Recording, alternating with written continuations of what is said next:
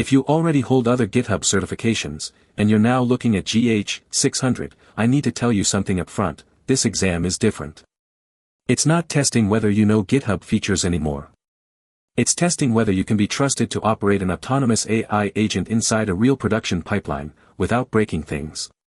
Welcome to my channel Tech with Kaushik. This is my complete video guide to the GitHub Certified, Agentic AI Developer exam, otherwise known as GH-600. In the next 30 minutes, I'm going to walk you through every single domain, every trap that's designed to catch you off guard, and the exact study plan I'd follow if I were sitting this exam next week. So if you're serious about passing this on your first attempt, stay with me, because the very first thing you need to unlearn is coming up right now. Quick thing before we start, I've put together one PDF study guide for this exam. It is completely free, it is linked in the description, grab them anytime. Here's exactly what we're covering, so you can follow along or jump ahead if you need to. First, what GH-600 actually tests, because it genuinely surprises people. Second, a single diagram I call the agentic loop, which maps every one of the 6 exam domains onto one simple picture. Once that clicks, the rest of this exam gets a lot less intimidating. Then we'll go domain by domain, and for each one, I'll tell you exactly what wording to listen for in a question, and where candidates typically lose points. After that, I'll show you the 5 traps that I think are most responsible for people missing a passing score by just a few points.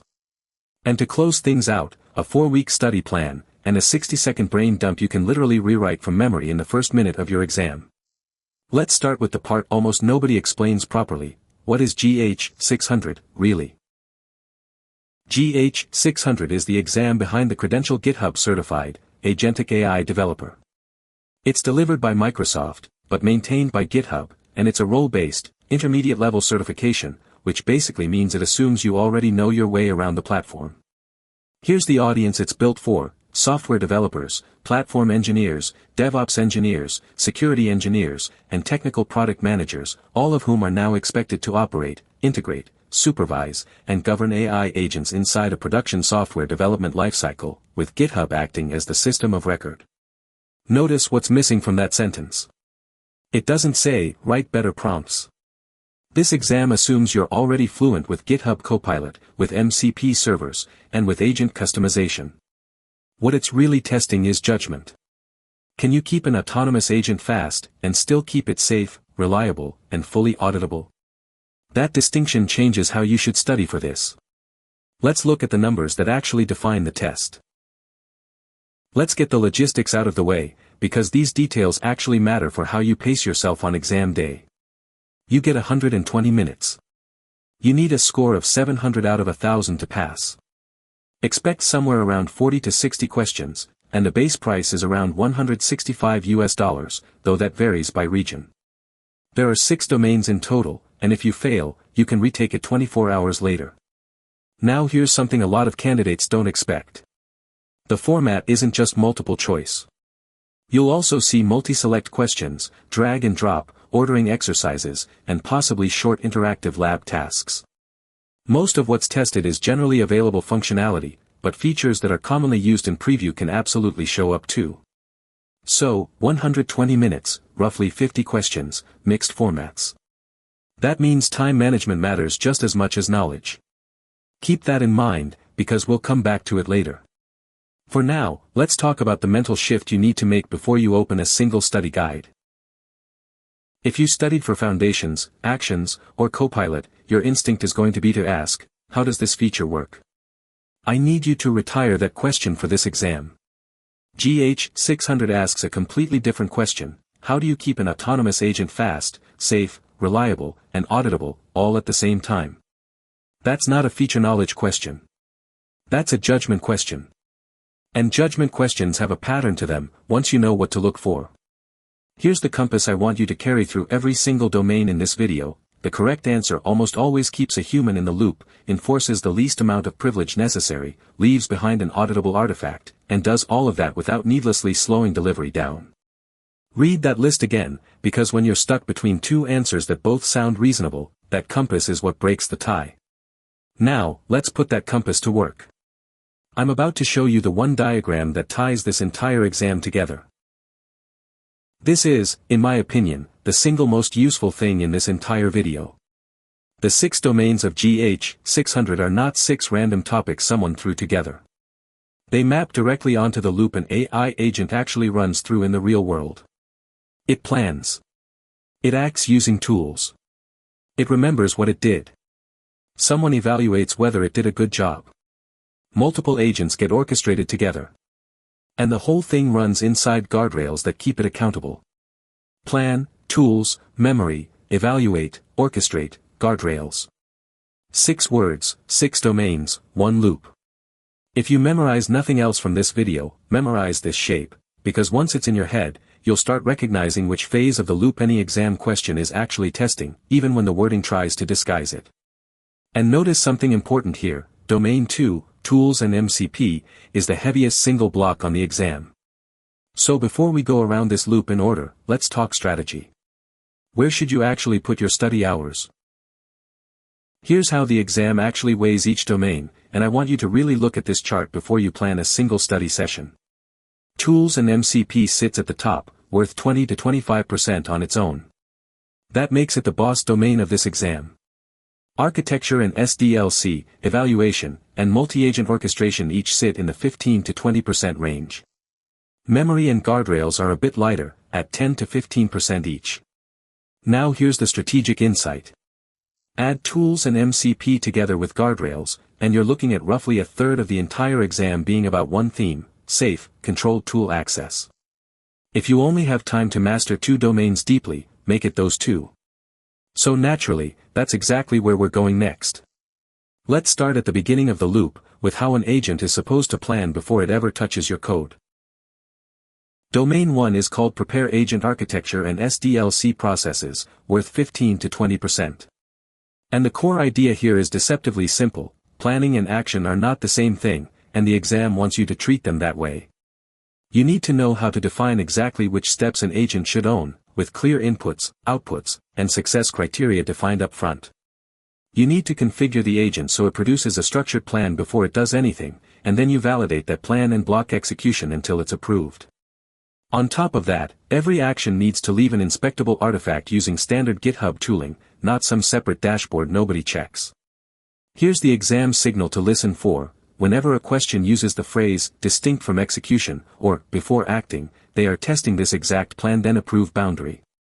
Now, once a plan is approved, the agent needs tools to actually execute it. And this next domain is the single most heavily tested part of the entire exam. This is it. Domain 2, Implement Tool Use and Environment Interaction, worth 20 to 25%, and the boss domain of GH-600. If you only deeply study one section from this entire video, make it this one. You need to give an agent the minimum tools it actually needs, then scope its permissions down to the least privilege possible. You need to configure MCP servers, that's Model Context Protocol, including the GitHub Remote MCP Server, MCP registries, and MCP allow lists. And here's a subtle but critical point: you scope specific tools, not the entire server. Allow list read-only tools individually, and avoid using a wildcard that opens up everything at once.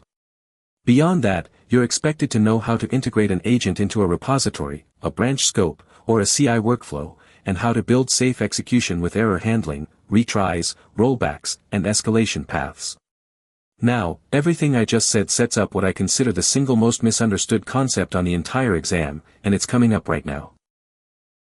Write this one down, because I genuinely believe this is the #1 trap on the entire exam.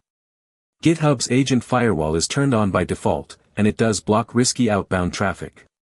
But it has 3 blind spots, and the exam loves to exploit exactly this gap. First, it only covers processes that the agent starts through its bash tool. Second, it only operates inside the GitHub Actions appliance. And third, and this is the big one, it does not apply to MCP servers, and it does not apply to processes running inside Copilot setup steps. So if a question describes data leaking out through an MCP server, and one of the answer choices says, the firewall will catch it, that answer is a trap. The real fix is scoping your MCP tool allow list down to specific, read-only tools, and avoiding wildcards entirely. Memorize it as one phrase: bash only, actions only, MCP and setup steps excluded. Say that back to yourself right now if you can. Alright, tools are sorted. But an agent that forgets everything between tasks is nearly useless. Let's talk about memory. Domain 3 is manage memory, state, and execution, worth 10 to 15%. It's lighter in weight, but the vocabulary here is precise, and precision is exactly what trips people up. You need to know the difference between three memory types: short-term, which lives only within the current session; long-term, which persists across sessions; and external memory, which lives outside the model entirely, in files or a dedicated store. You also need to scope memory to only what's task relevant, and define rules for when it expires or gets pruned. Here's a distinction I really want you to lock in, because it's easy to blur. Stale context is old information still driving decisions, and you fix that by refreshing it. Conflicting context is two different sources disagreeing with each other, and you fix that by reconciling them. Same symptom on the surface, completely different root cause, and completely different fix. Speaking of root causes, that's exactly where we're headed next, because eventually, every agent makes a mistake, and Domain 4 is all about what you do when that happens. Domain 4 is perform evaluation, error analysis, and tuning, worth 15 to 20%. And this is where the exam really tests your judgment as an engineer, not just your memory of facts. First, you define success criteria and evaluation signals before the agent even runs, and you use both qualitative and quantitative signals together, not just one or the other. When something does go wrong, you're expected to trace it back to one of exactly three root causes: a reasoning error, tool misuse, or a context or environment issue. And your evidence for that comes from logs, plans, traces, outputs, and workflow artifacts. Here's the trap almost everyone falls into.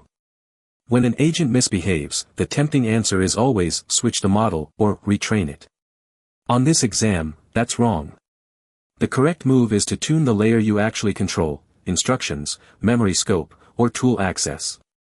Now, all of this gets a lot more complicated once you're not just managing one agent, but several of them working together. That's Domain 5. Domain 5, Orchestrate multi-agent coordination, worth 15 to 20%. This is where a single agent's rules stop being enough, because now you've got multiple agents that can literally get in each other's way. You need to apply an orchestration pattern, whether that's a sequential handoff where a planner hands off to an implementer, parallel workers running side by side, or one orchestrator managing several subagents. Before you ever run agents in parallel, you isolate them, typically onto separate branches, so they can't collide. And you need to be able to detect overlapping changes, duplicated effort, and outright contradictory outputs between agents. Here's a subtlety that catches people out: a failed agent, a stalled agent, and a partial execution are three different situations. Treating all three the same way, and rolling everything back automatically, is often the wrong, overreactive move. We've covered how agents plan, act, remember, get evaluated, and coordinate with each other. There's one domain left, and it's arguably the one that keeps your job safe: guardrails. Domain 6, implement guardrails and accountability, worth 10 to 15%. Lower weight on paper, but this domain sets the tone for how the entire exam wants you to think. You classify every agent action by its risk, operational, security, or compliance, and you use that classification to decide exactly how much human oversight it needs. You gate only the subset of actions that truly require human judgment, and you let everything low-risk flow through without unnecessary friction. Irreversible or compliance-sensitive changes always require explicit authorization. Here's a hard fact that shows up constantly in scenario questions: the GitHub coding agent can only open pull requests. It cannot push to your default branch, it cannot approve its own work, and it cannot merge anything. A human has to do that, every single time. That's the full loop: plan, tools, memory, evaluate, orchestrate, guardrails. But knowing the content isn't the same as passing the exam. Next, I'm going to show you the 5 specific traps that I believe cost people the most points. Let's do a quick fire round. I'm going to give you 5 statements that sound completely reasonable, and every single one of them is wrong on this exam. Number 1, disabling the allow list opens up more access.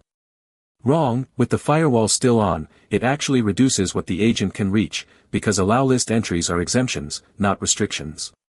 Number 2, the agent can merge once its checks pass. Wrong. It can only open a pull request, and the person who requested the change can't even approve it themselves.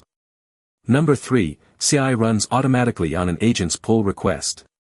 Wrong, a human with write access has to manually click, approve and run workflows first. Number 4, repository instructions always win over everything else. Wrong, the priority order is personal, then repository, then organization, but all of them get applied together. And number 5, more approvals always means more safety. Wrong, unnecessary approvals just hurt delivery speed, which the exam actually scores. Gate only what's genuinely irreversible or high risk. 5 traps down. Now let's talk about how you actually study for this, starting with a 4-week plan that respects the fact you already know GitHub well. Since you're coming into this with foundations, actions, and Copilot already under your belt, you don't need to relearn the basics. Here's the 4-week plan I'd actually follow. Week 1 is the foundation of autonomy. Read through the official study guide once, then go hands-on, hand a real task to Copilot's coding agent, and write your first custom instructions file and custom agent. Week 2 is boss level, because you're tackling tools and MCP head-on. Add an MCP server, configure an allow list, set up the agent firewall, and deliberately break something so you can practice adding error handling. Week 3 is the judgment layer. Wire up code scanning as an evaluation signal, do a real root cause investigation on a bad agent pull request, and build a planner to implementer to reviewer handoff chain. Week 4 is governance and polish. Apply branch rule sets and code owners, design an autonomy matrix, and run 2 full-timed mock exams, reviewing every single wrong answer. If you're in a hurry, you can compress all of this into 10 focus days, but don't skip the mocks, they matter more than any other single activity. Speaking of which, here's the tool I'd use on exam morning itself. This is what I call the 60-second brain dump, and I want you to practice writing this from memory until you can do it cold, because the plan is simple. The moment your exam starts, before you even read question 1, you write this out on scratch paper. Line 1, the loop itself, plan, tools, memory, evaluate, orchestrate, guardrails, and remember tools is the boss weight. Line 2, the firewall, bash only, actions only, never MCP, never set up steps. Line 3, memory, short is session-based, long is cross-session, external lives outside the model, and stale is not the same thing as conflicting. Line 4, root cause, reasoning, tool misuse, or context and environment, and you fix the controllable layer, never the model itself. Line 5, multi-agent, isolate before you parallelize, and failed, stalled, and partial are 3 different things. Line 6, guardrails, gate only what's irreversible, and the agent never merges its own work. 6 lines. Every domain covered. Once that's sitting in front of you on paper, every trap question in this exam gets a lot less scary. Now let's talk about how to spend those 120 minutes wisely. A few tactical habits for the actual test window, because knowledge alone won't save you if you mismanage the clock. Budget about 2 minutes per question. If something's taking longer, flag it and move on, bank the easy points first, and come back at the end. When 2 answers both look correct, look for the qualifier at the very end of the question, phrases like, without slowing delivery, or, with least privilege. That qualifier is almost always the tiebreaker. Be suspicious of absolute language in guardrail questions. Anything that says, always fully autonomous, or, never require review, is usually a trap. When you genuinely don't know, fall back to the compass from earlier, human in the loop, least privilege, an auditable artifact, and no unnecessary slowdown. And if you hit an interactive lab task, resist the urge to overconfigure things. The smallest correct action is usually what they're looking for. You now have the strategy, the traps, and the tactics. Last thing before we wrap up, let's talk about where to actually study from, because not every resource out there is trustworthy. A quick but important word on resources, because this is where a lot of candidates accidentally sabotage themselves. Stick to the official Microsoft Learn Study Guide for GH-600, the related Learn modules on Agentic AI and MCP tooling, GitHub's own documentation on the coding agent, custom agents, and the agent firewall, and above all, hands-on practice in a real sandbox repository. Nothing on this list replaces actually building the thing yourself. Now, what to avoid, so-called exam dump or brain dump websites. Beyond the fact that they usually violate the certification agreement and can put your credential at risk, I'll be blunt, a lot of what I found while researching this video was flat out outdated or just wrong. There is no shortcut here that's worth the risk. Alright. We've covered the exam, the loop, all 6 domains, the traps, the study plan, and the resources. Let's bring it all together. So let's bring this full circle. Plan, tools, memory, evaluate, orchestrate, guardrails. That's the entire exam living inside one loop. Once that shape is in your head, every scenario question becomes a lot easier to place, because you're no longer memorizing 40 random facts, you're just asking yourself, which phase of the loop is this question actually testing? If this video helped you get a clearer picture of GH-600, do me a favor and hit like, it genuinely helps this reach more people preparing for the same exam. Subscribe if you want more deep dives like this one on GitHub and Agentic AI. And if you've got questions about any specific domain, drop them in the comments, I read every single one, and I'll do my best to help. Go build something with a custom agent this week. Go configure that MCP allow list yourself. And when exam day comes, walk in, write your brain dump in the first 60 seconds, and go get that pull request merged. Don't forget the free study guide in the description. Good luck out there, and I'll see you in the next video.